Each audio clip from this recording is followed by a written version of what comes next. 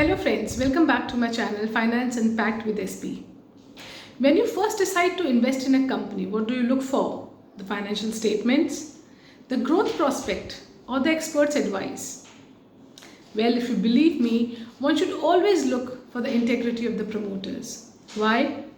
Because if the promoter's integrity is at stake, it is very likely that the company will not support you. It happened in India a few months back with Gensol engineering company. Gensol engineering is a solar powered company that was listed in 2019. It has investors to the might of Tata Motors, Deepika Padukone, MS Dhoni. Similarly, there were two investors, two government companies. There were Indian Renewable Energy Development Agency, IREDA, and Power Finance Corporation, PFC.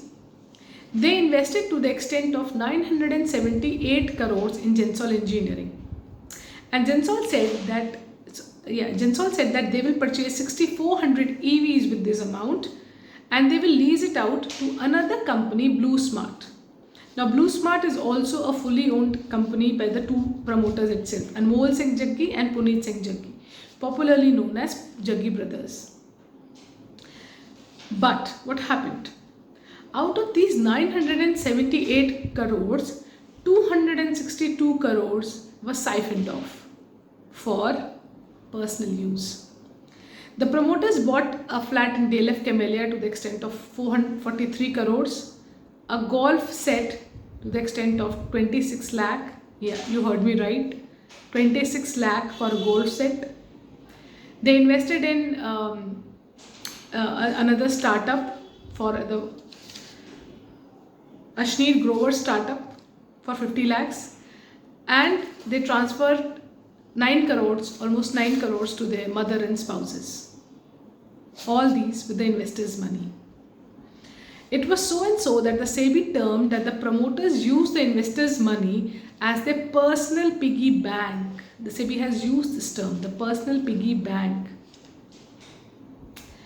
Now, how did it all unfolded?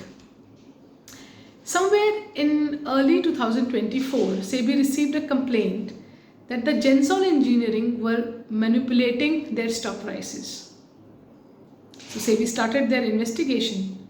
First, they checked their financial statements and they found out that their profit from 2017 to 2025 have risen by 10,350%. 10,350%.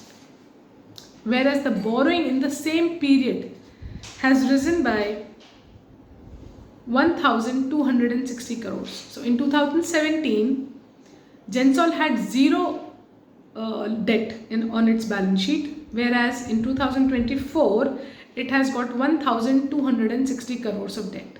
The first red flag. Why? It means that this stupendous and an exceptional rise in the profits were not because the business was doing very well, but because it was leveraged, the borrowed money. They were using it for generating the income. Another red flag that SEBI noticed was that the promoter's shareholding has fallen from 75% to 35%. Now, why is it a red flag? It means either the shareholders have sold off their shares to generate the money or they have pledged their shares. Either case is a bell, a warning bell that something is not correct with the company. But this was not the turning point. The turning point was when two rating agencies, CARE and ICRA, they asked for loan term statement from Gensol Engineering. So loan term statement is a statement where they tell that this is the amount of loan I have taken from so and so creditors, and this was the due date for payment, this was the amount for the payment, and I have paid it on time and to all the creditors. What did Gensol Engineering do? They provided the term statement for all the lenders except for the two government lenders. And what did they provide for them?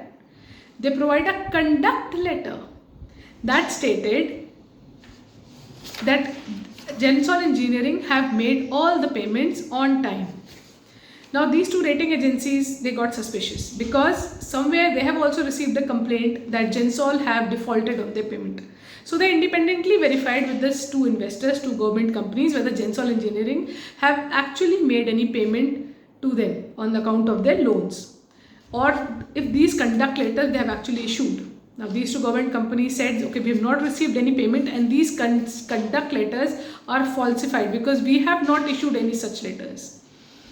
Now Khair and Iqra forwarded those letters and those communications to SEBI. Now SEBI was very much convinced that something is very, very wrong with Gensol Engineering.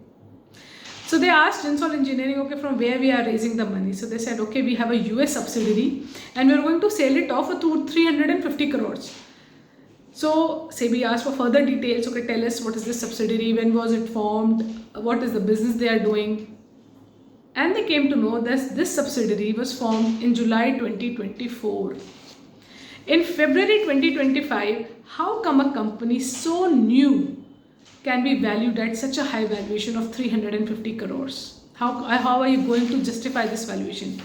So obviously the promoters were not able to justify. So SEBI has to take action. This was a scam. The investors were not getting their money. In our earlier video, we have discussed that their parent company, there's another subsidiary company, the Blue Smart, they have defrauded their investors.